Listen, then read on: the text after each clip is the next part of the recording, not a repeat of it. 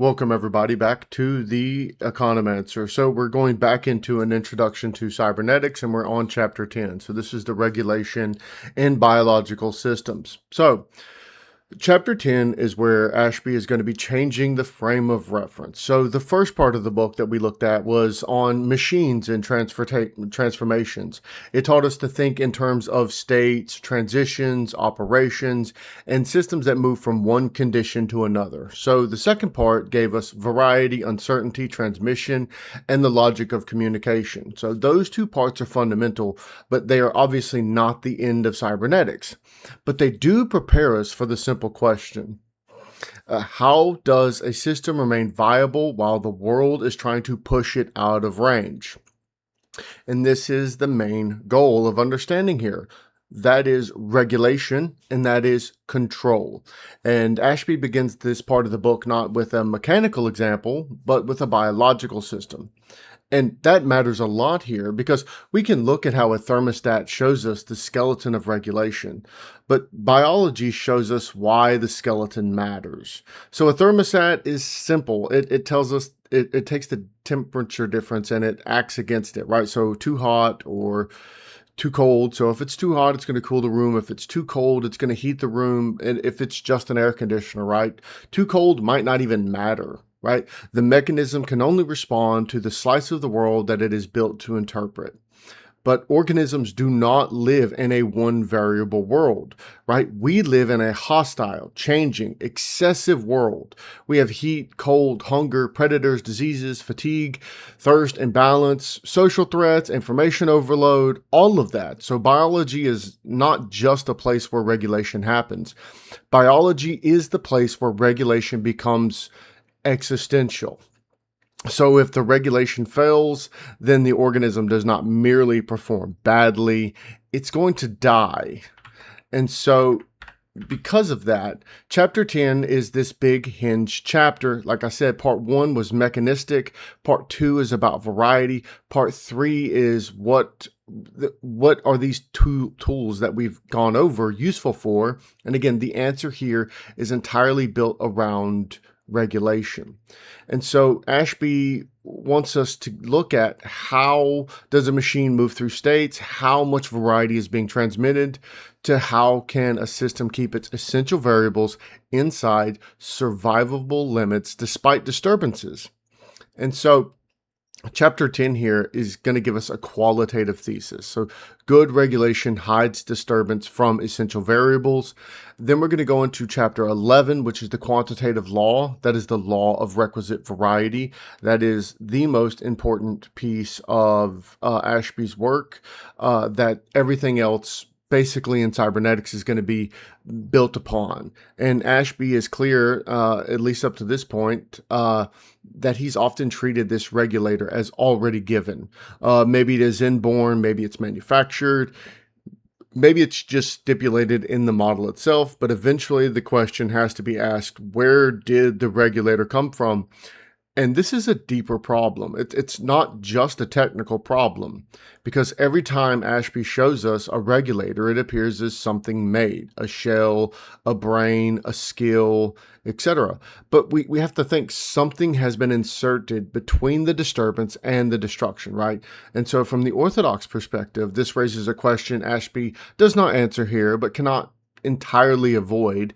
Is created regulation always derivative? Is every finite regulator an image, however faint, of an uncreated ordering principle? I wish I could give you the answer here, but once we have this idea of regulation as the central category, the theological pressure is going to be a lot more difficult to miss. And so with that being said, we have the biological premise. Okay, so Ashby's going to start with the two basic facts. So first, the Earth is old. Now, he says it's roughly like 2 billion years old. Modern geology pushes that much further back to around 4.5 billion, but the exact number doesn't really matter. The point is that life has been filtered through some deep time. Second, biologists mostly study what exists now. That sounds obvious, but it's doing a lot of the serious work when we think of this philosophical structure. We do not encounter all of the possible organisms. We only encounter what survives and those forms that have not been eliminated, right? And this is why Ashby's biological argument has such a force. What we see right now in our organisms organisms are not random samples of possibility. They're obviously something of like a residue of attrition. They are what remains after the failure has continued working. So any form that we could look at as being defective in its power of survival tends to disappear, and what remains bears this mark of adaptation. And obviously, that's where the metaphysical issue enters. So we have modern science. It's often act as though it is expelled teleology, right? That we don't need that. But cybernetics smuggles metaphysics back in through the side door. Ashby does not need to say final causality in order to describe organisms as systems organized around viability. The organism is not merely changing, it is changing in ways that preserve certain states and avoid others. That is technically operational teleology. And I want to push this a little bit further. Operational teleology is not the whole of final causality, but at least opens the door to it. So if the organism structure is intelligible only in relation to the states that it's going to preserve, then the system is already being understood in terms of an end. Now, we would call this end viability or homeostasis or survival. It doesn't matter what language we use. The point is that the structure here is going to remain. Now, Ashby has to move quickly over the origin of life. He gestures towards things like autocatalysis, unstable equilibrium, and the idea that a small deviation from a lifeless condition can compound into a living organization. But we have to be careful here. We have to notice this move. Where the theist is often accused of the God of the gaps argument, the naturalist often relies on a time of the gaps argument. So that would be given enough time and enough instability and enough combinatorial space that this transition of no life to life is treated as practically inevitable. And that's a good research posture. And it may even be right in some limited sense, but it's not the same thing as an explanation. It tells us that across time, a transition might occur. It does not tell us why the transition from non-life to life has the form that it does. And Ashby doesn't need to solve abiogenesis here, but we should be at least honest about what is going on and how he is bracketing the origin question so that he can study this regulatory space, this regulatory structure of organisms once they exist. And let's be clear here, that's a fair move, especially if you're not trying to write a treatise on abiogenesis, but I do think it is something worth note when we think of this from a higher perspective. All right, so we have survival as this set of acceptable states. So what is survival? And Ashby's going to answer this brilliantly because it translates survival into state space language. An organism can be in many possible states. Some are viable, some are not. So a mouse can be running, eating, hiding, sweating, wounded, metabolizing glucose, adjusting its posture. All of these still tell us it's alive. And the organism does not need to remain unchanged in order to survive. Clearly, survival requires consistent changes. So the question is not whether an organism changes. The question is whether the transformation keeps the organism inside the viable subset. So if we define a set of H, where H is the set of acceptable states, the viable states, the states in which the organism is still living, outside of H are the non-viable states. So that's death, collapse, irreversible damage, disintegration, the mouse no longer being a mouse in any operationally meaningful sense. So it turns into a cat. And then we have a disturbance, C, that's cat, is going to be acting on this organism. It maps one state to another. So if an organism begins in H, which is that viable set of life, as an acceptable state, and this disturbance maps it to another state, still inside H, then the organism survives that disturbance. If the disturbance maps it outside of H, that means it's failed. So survival is not mystical in this formal sense. It is not vague. It becomes a set stability claim. The organism survives the disturbance, move around it inside of this viable region rather than pushing it outside of that region. All right. So this is where Ashby's key identification becomes very clear. Survival equals stability of a set. If every state in H is mapped back into H under a certain class of disturbances, then H is stable under those disturbances. And that's the move. That's what we're trying to get a hold of. And this is like a really powerful way of looking at it, because it means survival is no longer like a biological word that we kind of try to grasp towards, right? This is a concept of what Ashby has been building this entire book around, on these stable sets and variety.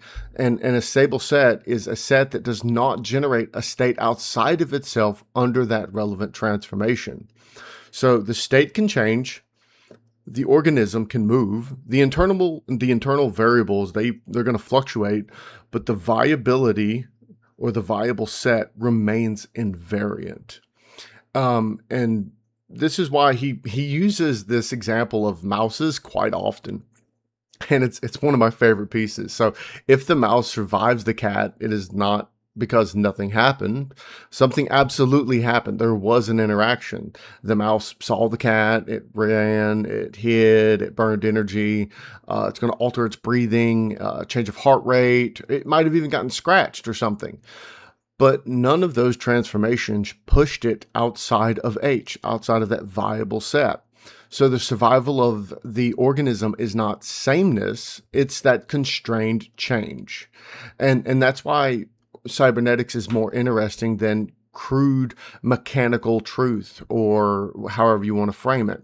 The organism is not a statue trying to remain fixed. It is a moving system preserving a viable pattern through a disturbance. And so now we can define what has to be preserved. So most states are defined by the variables, but not every variable matters equally. Some variables are essential. So this would be like temperature, your blood oxygenation, your hydration, blood volume, balance, orientation. Those are not decorative features of the organism, right? Those are variables with limits. So if you don't have balance, right, like that may seem like a crazy one, right?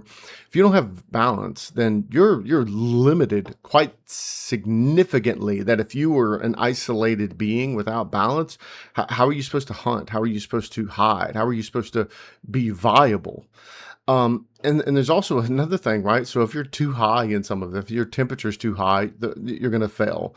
If your temperature is too low, you're going to fail. So all of these have to have some type of balance within themselves, right? And so that's why we say the variables are within some limit.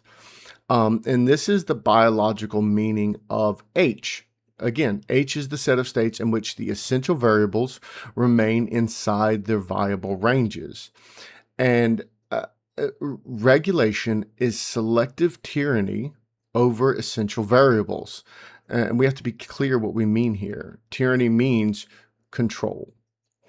The organism does not need to control everything, because obviously we can't control everything. The world's too large, the disturbance field is too complex, the organism itself is finite, but it must control a few things that it cannot be allowed to wander about.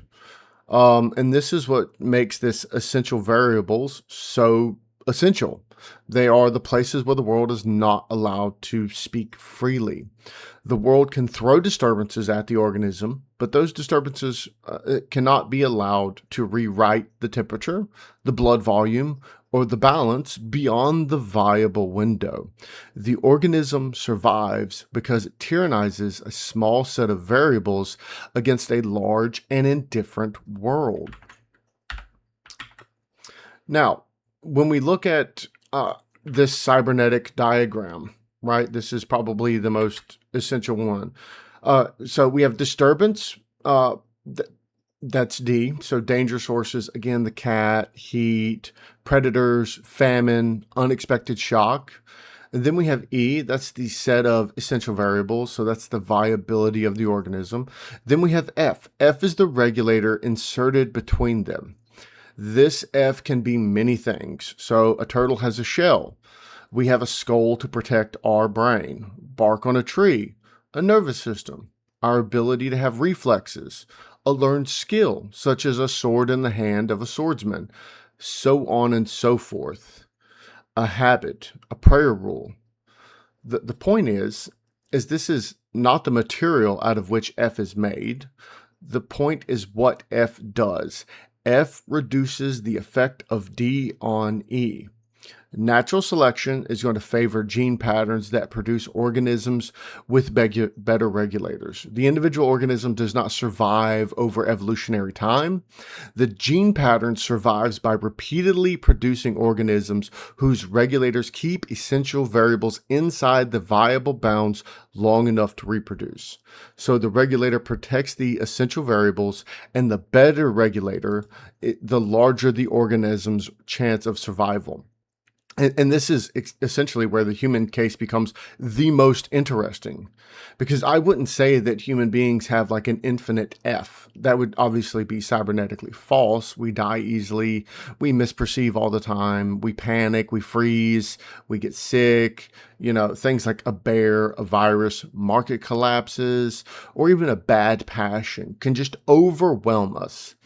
But man is strange because his regulator is not limited to his skin, a claw, instinct, or reflex.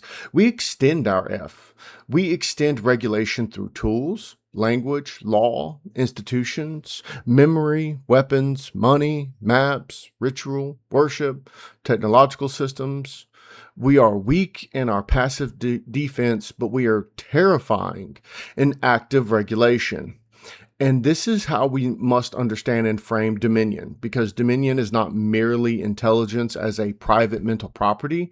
Dominion is the capacity to extend our regulatory power beyond the body through symbols, tools, and institutions. So again, if we think of this from the theological perspective, man bears the image of God, not because man is biologically invulnerable, but because man can participate in ordering, naming, extending, and governing these fields of disturbances in a way that no other creature does. Now, that's not Ashby's claim. That's me, but I'm using Ashby's vocabulary here for seeing it. So here are 3 quick examples, right? These are the most basic examples that he uses, right? We've got the thermostat, the automatic pilot, and the bicycle rider. They all have the same structure. So if we have ourselves in the bath, right, the essential variable is going to be the water temperature. The disturbance is cold air, cold water, heat loss. So our regulator here is the thermostat and the heater. Again, automatic pilot.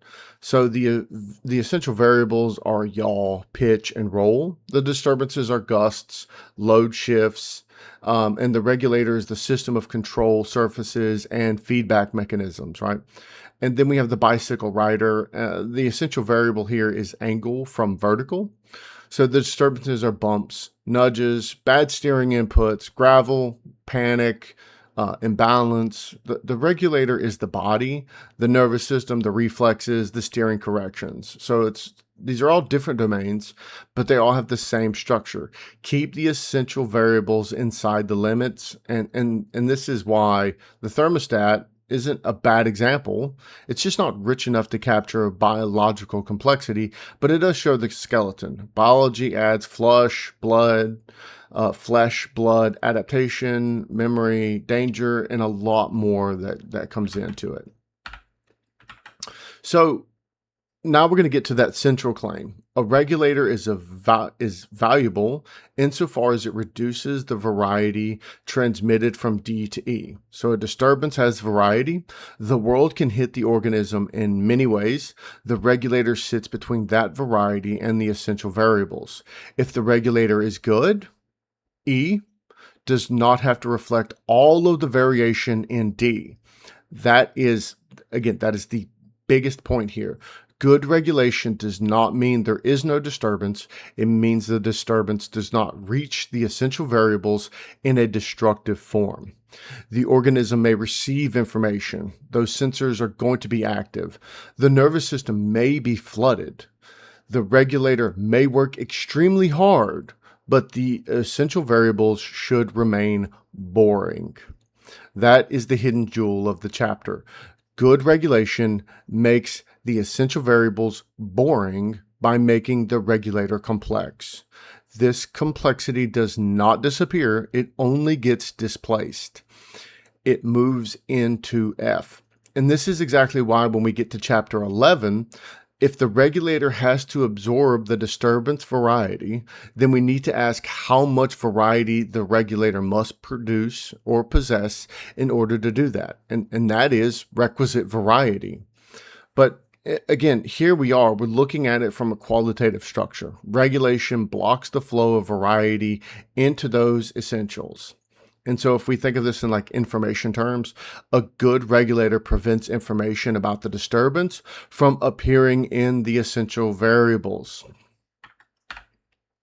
And so this is a good way to think about it. And this is his two thermostats example. So we let model A is the disturbance that shows through, and then we have model B is going to hide that disturbance. At first, someone might think model A is more informative, and that's going to be better. You can see the fluctuations, you can infer something is happening, and what's happening on the outside, but that is exactly why it is worse as a regulator. If I'm in an air-conditioned room and I can tell from the room temperature that it is hot outside, then the air conditioner is failing as a regulator. And especially since we've had these heat waves here recently, everybody can admit that their air conditioner is a poor regulator. But if the regulator is good and the blinds are drawn, I should not be able to infer the outside weather from the inside temperature. And so a good regulator is going to block the flow of that information about the regulator. And this is true, especially we have to have some ideas here when he talks about air conditioners, especially as a point of understanding historically. He's not from the US. He's never spent time in like Georgia or Alabama, because if he had, he would know that our weather here in the South is more schizophrenic than a scorned lover. And you can usually tell something is cursed because of what's happening outside. It doesn't matter what the air conditioner is doing. It's going to be ridiculous. But again, a good regulator makes the essential variables uninformative about the disturbance that's happening. And again, that's going to give us a much broader application, right? Like a central bank is a good regulator, or supposed to be a good regulator. So a good central bank success should look like informational silence at the level of ordinary household life. The average person should not be experiencing every monetary disturbance as a direct shock to purchasing power, credit conditions, employment, and basic planning. So whether the actual FOMC achieves that is an empirical and contested question, but the cybernetic standard here is clear. If the disturbance reaches the essential variables of our household life, then that means that regulation is failed, or at least weakened to some extent. And the same is true in politics, right? A skilled politician or an institution is going to function as a regulator when it prevents these policy shocks, factional conflict, or external pressures from directly destabilizing those essential variables of our civic life. And again, this is why Ashby is going to matter outside of biology, because regulation is not just a biological concept, it's a general structure of survival under disturbance. So again, we want to make it clear that information can flow. We're never going to say that Ashby here is trying to argue that information should never flow. That's dumb. An organism that receives no information dies. So a fencer must gather information about his opponent. A driver must gather information about the road. A soldier must gather information about the battlefield. A central bank, like we were just discussing, has to have information about inflation, credit, employment, liquidity, expectations, and the market structure. The point is not that information should be absent. The point is that information ought to be routed. Information can flood the sensors. It can flood cognition. It can flood the regulator, but it must not flood the essential variables. The fencer, he can know he's in danger, right? He's in a duel. His eyes, his muscles, all of that, those are going to be trying to process the opponent's movement. But the distinction between dual and no dual should not reach the essential variables as, like, I don't know, catastrophic blood loss, collapse, death. The regulator is allowed to be complex because its job is to keep the essentials simple. And, one of my favorite folks out there is Donald Hoffman. He's really relevant to this, right? Hoffman's interface theory argues that perceptions is tuned for fitness rather than neutral disclosure of reality, right? And Ashby's going to give us that cybernetic logic that's going to be underneath that claim, which I don't know if Hoffman is aware of Ashby's work, but I think just in his work on game theory or evolutionary game theory, I think it's assumed. So the organism does not need to perceive all the truth in order to survive. It needs an interface that's going to transform this dangerous variety into actionable signals. That's not going to refute the truth. It refutes this naive assumption that perception is built primarily for truth rather than viability. And especially if we take a Christian critique, this is going to go much deeper.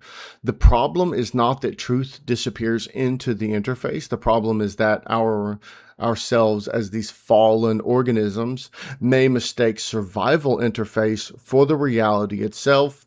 But this is a spiritual problem as much as an epistemological one, in my opinion. So then we have like the ideas of passive and active blocking. So Ashby's going to be distinguishing between two ways that the regulator is going to block variety. So the first one is going to be passive defense. We have a tortoiseshell, the skull, armor, a wall. So the whole point of these mechanisms is to block disturbances mechanically. So they reduce variety that reaches the organism by dulling the actual impact of the variety.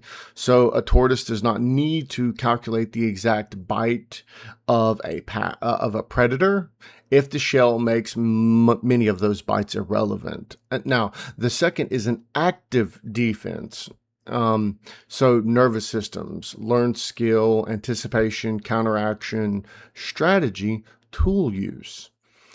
And so this is not merely blocking by thickness. This is going to be what we would consider blocking by an intelligent response.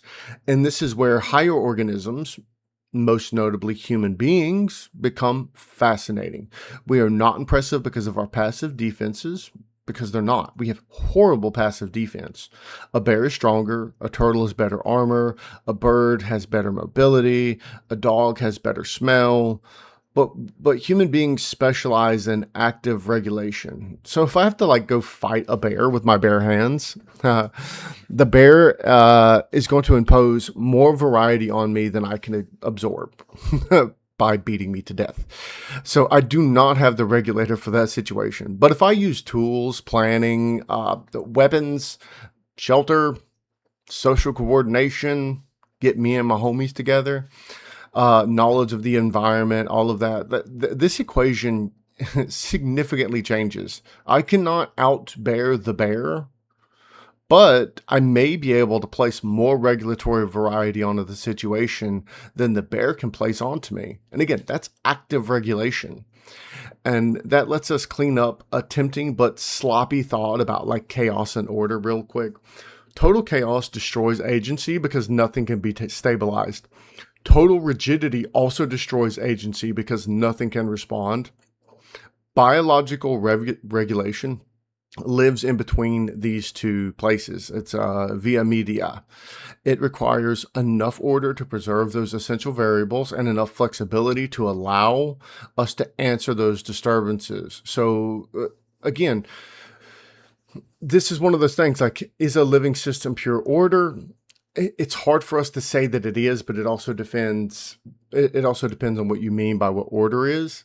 But I would say a living system is ordered adaptability.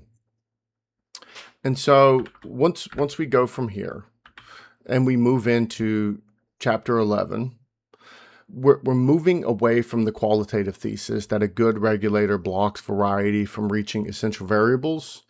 And then we're immediately moving into the quantitative piece of how much variety must the regulator have in order to block the variety of the disturbances. That is Ashby's law of requisite variety. So we've already looked at passive regulation, how it blocks variety by dulling the world. Active regulation blocks variety by answering the world, but either way, the regulator must be adequate to the disturbance field, because if D has too much variety, and F does not have enough variety to transform, redirect, or counteract, then it will be exposed. And if E is exposed beyond its limits, the organism leaves H. That's failure, that is death. So to wrap this up in our single slide summary, the whole chapter is compressed into 3 basic claims. Survival is a subset stability claim. The organism has a set of viable states, H. Disturbances move this organism around, but survival means they do not move it outside of H. Number 2, regulation protects essential variables. The organism does not need omnipotent control over the world. It needs to keep certain variables within limits. So again, those are temperature, blood volume, balance, etc. These variables define the practical boundary between life and death. Third, a regulator blocks variety. The world contains more disturbances than the organism can directly absorb, so the regulator is going to be standing between the disturbance and the essential variables. The regulator absorbs, redirects, filters, counteracts, anticipates all of those disturbances so that the essential remain stable. That is why survival, stability, and regulation are essentially the same idea in different clothes. And when we're talking about this, survivability is the biological language, right? Survivability, viability. When we talk about stability, that's usually nested within mathematical language, like Lyapunov stability. And then we have regulation. That is the cybernetic language here that's going to be used. So what does this end up asking us as we kind of like wrap up everything else? If survival depends on regulation and regulation depends on blocking variety, then how much variety must the regulator have? And that is what chapter 11 is going to be about. And that will wrap up this. Thank you all. Have a good one.